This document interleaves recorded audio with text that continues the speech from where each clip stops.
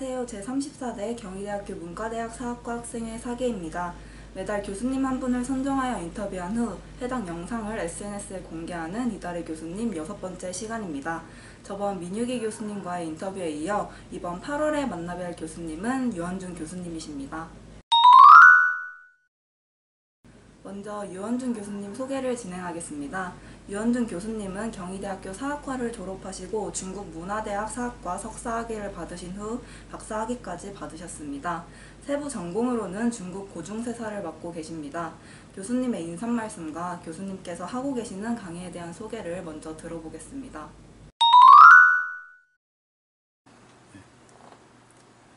여러분 안녕하세요. 지금 우리 과에서 중국사를 가르치고 있는 유원준 교수입니다. 저는 우리 사학과 77학번이고요. 93년부터 우리 사학과에서 중국사를 가르쳤습니다. 그동안 뭐 이런저런 과목을 많이 했는데 최근에 와서는 중국 문헌 강독하고 그 다음에 동아시아 중세사 그리고 그 밖에 또 필요에 따라서 뭐 한두 과목을 이렇게 하고 있습니다. 교양 과목도 제가 하고 있고요. 인간의 가치 탐색은 우리 후마니타스 칼리 출범할 때부터 지금까지 계속 수업을 하고 있습니다. 이제 중국 문헌 강독은 중국 현대사라는 책을 가지고 수업을 해요. 근데 이게 책 제목은 현대사인데 원래는 랭귀지 스쿨의 어학 교재예요. 다만 역사를 가지고 어학 교재를 만들었기 때문에 그래서 일정한 패턴, 문장 패턴이 계속 반복됩니다. 그래서 이제 그거를 한 3개월 우리 한 학기 수업을 하게 되면은 여러분이 충실하게 하시면 어지간한 중국책 이렇게 저게 무슨 뜻인지 여러분 여행 가시면 아니면은 뭐 간단한 문건을 보실 때는 이해할 수 있는 능력이 아마 생길 거라고 생각을 합니다. 그래서 나름대로 가성비가 괜찮죠. 한 3개월 공부해서 그 정도 할 수 있으면은. 그래서 저는 사실은 제가 하는 수업은 아니지만은 정조 교수님의 일본 문헌 강독도 꼭 들으라고 많이 권합니다. 졸업생들이 얘기하는 가장 가성비 높은 수업이기 때문에 그래요. 그 다음에 이제 고중세사 수업이 있는 고대사, 중세사, 근세사를 합쳐가지고 중세사 하나로 만들었어요. 그러다 보니까 사실 고대도 안 하고 갑자기 중세할 수가 없거든요. 그래서 부득이 제목은 그렇지만 고대사부터 이 근세사까지 한 2000년을 한 학기에 수업을 할 수밖에 없어서 지금 그렇게 수업을 하고 있습니다. 현재로서는 그 2개 수업을 하고 있습니다. 20대인 학생들에게 가장 해주고 싶은 말씀은 인생의 멘토로서 학생들에게 한마디 부탁드립니다. 예전에는 나이를 먹으면은 저절로 원숙해지는 줄 알았어요. 세상 경험도 많이 쌓고 또 공부도 많이 하면은 그래서 한 60쯤 되면 정말 원숙한 사람이 될 줄 알았는데 정작 살아보니까 별로 그렇지 않아요. 그래서 결국은 끊임없이 사람이 자기 발전을 위해서 노력하지 않으면 안 되겠다는 생각도 들고요. 특히 요즘에 세상이 너무 많이 빨리 변하잖아요. 너무 빨리 변하기 때문에 오히려 옛날보다 이제는 죽을 때까지 끊임없이 자기를 업그레이드 하지 않으면 세상과 도태가 되고 아니면 조롱거리가 되고 뭐 이런 이제 세상이 된다고 생각을 해요. 그래서 모든 면에서 요즘에는 어쩔 수 없이 끊임없이 공부를 해야만이 되는 그런 이제 세상이 됐고요. 여러분께서 만약에 연애를 하시더라도 그래요. 젊었을 때는 뭐 내가 좋아하는 그런 감정이 있으면 연애를 하지만 결혼해서 오래 살려면 끊임없이 같이 발전을 해야 돼요. 친구들도 마찬가지입니다. 옛날과 달리 지금은 여러분들 100살 넘게 사실 거란 말이에요. 그러다 보면은 20년 동안 공부 안 한 사람하고 20년 동안 끊임없이 자기 정진한 사람하고 나중에 만나면 친구들 간에도 사실 대화가 안 돼요. 이건 부부도 마찬가지입니다. 그래서 여러분들께서는 다행히 이제 우리 경희대학교 사학과를 들어오셨다는 것은 굉장히 지적인 능력, 지적인 훈련이 잘 돼 있다는 거거든요. 여러분이 살아가는 앞으로의 세상은 지적 훈련이 잘 된 사람과 그렇지 않은 사람 간의 그 격차라는 것이 엄청나게 벌어질 겁니다. 지금 예를 들어서 우리 네이버만 볼 수 있는 사람하고 구글 가지고 검색을 할 수 있는 사람, 거기다가 뭐 중국의 바이트나 일본의 야후제팬 이런 걸 볼 수 있는 사람들의 지적 그 격차라는 것은 말도 못하게 벌어지거든요. 그래서 여러분들께서 내가 대학에 들어와서 뭐 왜 공부를 하는지, 무엇을 하면 효과적인지 너무 복잡하게 생각하시지 않아도 저는 좋다고 생각을 해요. 앞날은 누구도 예측할 수가 없어요.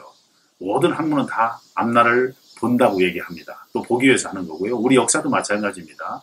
우리 역사도 과거를 공부한다고 하지만 실제는 과거를 통해서 미래를 보고 싶은 거예요. 그래서 모든 학문은 미래를 지향하지 않으면 그냥 개인 취미 생활이 되는 거죠. 근데 누구도 앞날은 내다볼지는 못해요. 80년대, 뭐 90년대 세계적인 석학이 앞날에 대해서 예측한 것을 지금 보면은 거의 뭐 맞는 게 없습니다. 그래서 여러분들 미래에 대해서는 너무 뭐 두려워하지 마세요. 누구도 몰라요. 그래서 우리가 끊임없이 그냥 자기 공부하고 또 세상이 어떻게 변하면 또 거기에 따라 적응하고 그래서 그런 열린 마음과 지적인 훈련을 대학에 와서 꾸준히 하시는 것. 그 다음에 이제 우리나라 국민소득이 한 3만 불 돼요. 또 여러분들 많은 지식인을 쌓는 정말 아주 제일 앞에 가는 지식인이기 때문에 어떻게 하면 보람 있는 생활, 어떻게 하면 좀 행복한 사람, 어떻게 하면 품격 있는 사람이 될까 하는 문제에 대해서도 많이 생각을 하시면서 조금씩 그렇게 다듬어 나갔으면 좋겠어요. 그렇지 않으면 나중에 나이 먹어서 한꺼번에 우르르 무너집니다. 예를 들어서 뭐 개인적으로 어떤 좀 안 좋은 습관이 있다라든지 안 좋은 태도가 있다고 해서 여러분 20대에 지적받을 때는 조금 잠깐 기분 나쁘고 그냥 끝나는데요. 제 나이에 어떤 지적을 받아보세요.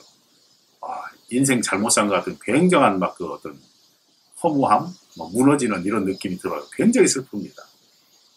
그런데 지금 이 나이에 제가 지적받는 게 뭘까요? 사실은 작은 거예요. 생활 습관들입니다. 제 친구들, 제 주변에 있는 사람들도 비슷해요. 그래서 어차피 고칠 거면 20대 스스로 자기가 이렇게 좀 점검도 해보고 그렇게 했으면 좋겠어요. 사실은 저는 별 생각 없었습니다. 아마 저뿐만 아니라 우리과 교수님 중에 상당수는 이렇게 공부를 해서 교수가 되고 뭘 하겠다고 생각하지 않은 분들이 꽤 많습니다. 요즘에 이제 젊은 교수님들은 그렇지 않지만 다만 저희가 한 가지 공부한 사람들이 어떤 장점이 있냐면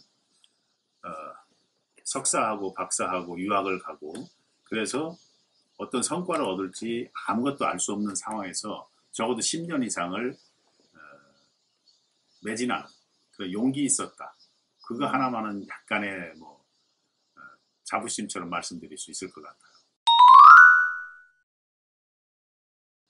사실 요즘에 저희 중국사 공부하는 사람들 좀 딜레마라고 그럴까요? 이런 게 좀 있습니다. 어떤 거냐면 중국이 좀 매력 있는 국가가 됐으면 좋겠는데 중국에 대한 혐오 분위기가 요즘에 굉장히 커지고 있고 또 어떻게 보면 중국이 한 20년 전보다 많은 것을 못하다는 생각도 들어요. 어떤 점에서 그러냐면 분명히 옛날하고는 비할 수 없이 잘 살아요. 비교할 수 없을 만큼 깜짝 놀랄 만큼 경제적으로 성장하고 잘 사는데 거기에 따르는 문화적 그 지체가 너무 커요. 전형적인 졸부 문화 뭐 이런 것들 때문에 제가 중국사 전공하고 중국에 많은 친구들이 있고 오래 살았지만 정말 이게 중국이 우리가 따라가야 될 미래 모델이다라고 얘기할 만한 것이 거의 없어요. 뒤집어 말하면 문화적으로 매력 있는 국가가 되는 것이 가장 중요한 부분이거든요. 물론 어쩔 수 없는 부분이라고 생각돼요. 중국이 그렇게 지난 150년 동안 짓눌렸다가 이제 겨우 이제 좀 숨쉬신 지가 한 20년 됩니다. 우쭐한 거죠. 이 단계를 지나서 다시 지금 어떻게 보면은 사춘기 같은 그런 상황이라고 생각이 돼요. 이것이 결코 오래가리라고 생각하지는 않습니다. 그런데 이제 우리하고 중국하고는 지난 2000년 동안 뭐 뗄래야 뗄 수 없는 관계가 있고요. 특히 우리나라는 1년 수출액 중에요. 우리는 이제 완전 무역에 의지해서 먹고 사는 나라잖아요. 중국 시장에서 거두는 흑자가 우리 전체 흑자 규모의 98%입니다. 지난 4년간 평균. 아무튼 그래서 우리는 중국하고 뗄래야 뗄 수 없는 그런 이제 관계 속에 갖고 있기 때문에 냉정하고 또 객관적으로 바라보는 시각 자체는 필요합니다. 그리고 이제 앞으로 한국하고 중국하고 일본이 동아시아가 세계 중심 국가가 되고요. 특히 이제 앞으로 동남아시아가 또 많이 클 겁니다. 그래서 이제 이런 아시아의 세대가 오기 때문에 우리가 아시아에서 정말 이들과 함께 어떻게 하면 살아갈까를 생각할 때 이들에 대한 이해는 뭐 필수 불가결한 조건입니다. 그 다음에 이제 여러분들이 중국사 공부하실 때 제일 어려운 게 한자에 대한 이해예요.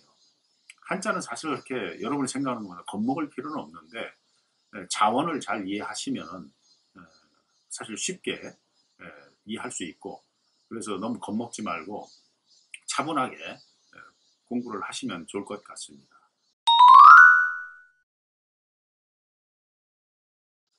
아마 우리 대학이 국내적으로 보면은 10년 단위로 크게 변했어요. 1960년도에 4.19 나고 나서 대학 분위기가 확 변했고요. 72년도에 박정희 유신 독재를 하면서 대학이 또 급변했습니다. 80년도 광주가 있었고요. 그 다음에 93년도에 최초의 문민정부를 뽑고, 이런 식으로 해서 대개 10년 단위로 큰 변화가 있었고요. 국가도 마찬가지입니다. 97년도에 외환위기가 있었죠. 또 10년 지나서 2008년도에 미국의 금융위기가 있었죠. 그리고 나서 다시 또 이게 코로나 사태가 있고요. 또 질병도 보세요. 메르스라든지 신종플루라든지 이런 식으로 해서 매 정권마다 하나씩 있었습니다. 이게 역사에서 얘기하는 반복이라는 거죠. 그러면은 경제가 아무리 잘 나가도 10년에 한 번씩은 평균 위기가 오고요. 대학도 보면은 10년 주기로 대학 문화가 급변합니다. 지금은 이제 여러분들 이 시기는 이제 코로나 시대죠. 아마 코로나 이전과 이후는 또 급변할 겁니다. 그래서 우리 역사하는 사람들은 이런 변화에 대해서 이 작은 그 디테일한 이런 것보다도 이게 큰 주기 이런 거 이제 역사하는 사람들이 큰 장점을 갖고 있는 거죠. 그래서 만약에 여러분들께서 세상을 나가서 뭐 큰 회사를 경영하거나 어느 뭐 국가 공무직을 하거나 뭘 할 때 평화 속에서 위기를 감지할 수 있는 능력이 생기는 겁니다. 매번 대통령들 때마다 5년 주기로 한 번씩 그런 질병이 있었다면 차기 정권도 별일이 없으면 예외적으로 또 한 번 발생할 것이다. 10년 주기로 경제가 잘 나가다가도 위기가 온다는 것은 어쩔 수가 없어요. 그래서 우리 역사하는 사람은 적어도 역사를 제대로 공부했다면 시대의 희생양은 되지 않아요. 그리고 이런 위기가 극복할 수 없는 위기인지 극복을 했는지 어떻게 할 건지 이런 거에 있어서 다른 사람보다 많은 지혜를 갖게 됩니다.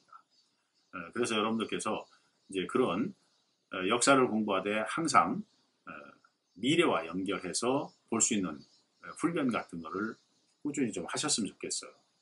그리고 어떤 학문이 가장 그 핫한 학문이냐 뭐 이런 거는 사실은 굉장히 부침이 많습니다. 그런데 어떻게 세상이 변해도 영원히 그 흔들리지 않는 학문은 역시 오래된 학문이에요. 인문학이죠. 인문학은 인간이 이제 존재하는 한 있을 수밖에 없고요. 또 특히 앞으로 이렇게 지식정보화 사회, 4차 산업 이런 것들이 진행이 되면 될수록 인간의 본질적인 가치에 대해서 많은 공부를 하게 됩니다. 요즘에 여러분 TV에서 보시면은 뭐 차이나는 클래스를 비롯해서 뭐 각종 역사 교양 그 프로그램이 엄청나게 많아요.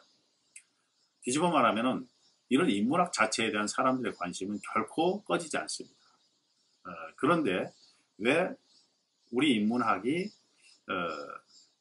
그런 그 사회적인 관심과 또 한편은 굉장한 그 냉대와 양극단 오가거든요. 그것은 저는 이렇게 생각해요. 인문학 자체에 인기가 없는 것이 아니고 우리가 사회적 수요나 이런 거에 조금 둔감하다라는 생각도 하게 됩니다. 그래서 여러분들께서 대학에서 배운 인문학 컨텐츠를 어떻게 활용할 것인가에 대해서 그 방법을 좀 찾아보셨으면 좋겠는데요. 아주 쉽게 말씀드리면은 우리가 갖고 있는 그 많은 컨텐츠를 디지털로 어떻게 시각화하느냐 하는 문제입니다. 이 점만 여러분들께서 조금만 노력을 하시면은 굉장히 많은 성취를 볼 수 있을 것 같아요. 그러니까 여러분들께서 대학생활 하시면서 가장 중요한 부분은 이제 그런 내가 갖고 있는 그 지식을 어떻게 디지털로 시각화할 것인가 하는 문제에 대해서 여러분들께서 좀만 유의하시면은 취업이라든지 앞으로 여러분들이 생활하시는데 굉장히 많은 도움이 되지 않을까 이런 생각을 하고 있습니다. 이 코로나 때문에 나쁜 점도 많지만요. 여러분이 맘만 먹으시면 집중하기에 좋아요. 우리나라에 그동안 이제 초, 중, 고 모든 교육 과정이 너무 파편화되어 있어요. 파편화되어 있고 20m짜리 단거리 같아요. 근데 사실 이제 대학에 돌아와서 여러분이 앞으로 세상 사시고 더구나 여러분이 이제 100세 시대를 살기 때문에 이제 경기 방식을 바꿔야 돼요. 장거리, 마라톤 스타일로 바꿔야 되거든요. 그러려면 중요한 게 뭐냐? 집중력입니다. 그래서 지금부터 남은 기간 동안 하나에 집중해 보세요. 영어 단어 외우시더라도 동사만 외워보시든지 20일 동안 하루에 뭐 20시간씩 잠을 자서 잠에 대한 도를 깨우쳐 보시든지 아니면 열심히 몸을 만들어 보시든지 해서 너무 자잘한 거에서 얽매이지 말고 하나에 집중해서 해보세요. 이렇게 집중할 수 있는 기회가 인생에서 그렇게 많지 않습니다. 제일 좋은 게 1학년 여름방학이 제일 집중하기 좋은 때고요. 그 이후에도 많지는 않습니다. 여러분 학년이 올라가시면은 또 괜히 심적인 압박감을 받고 이렇게 되거든요. 그래서 적어도 이제 대학교 1학년 때 아니면 방학 때 이럴 때는 하나에 집중해보는 그래서 깊이 우물을 파는 연습을 한번 해보세요. 넓게 파지 않아도 돼요. 그럼 필요하면 넓게 파면 되거든요. 깊이 파본 경험은 그 경험을 해본 사람만이 할 수가 있습니다. 또 다른 교수님들께서 좋은 말씀 많이 해주실 것 같아서 제 얘기는 여기서 마치면서 마지막으로 한 가지 말씀드릴 것은 저는 밖에 나가면 제가 요즘에는 뭐 바깥에서 뭐 교수 의회라든지 뭐 교수단체, 시민단체 활동을 많이 하고 있는데 항상 우리 사학과에 대해서 굉장히 많은 그 자랑을 하고 다닙니다.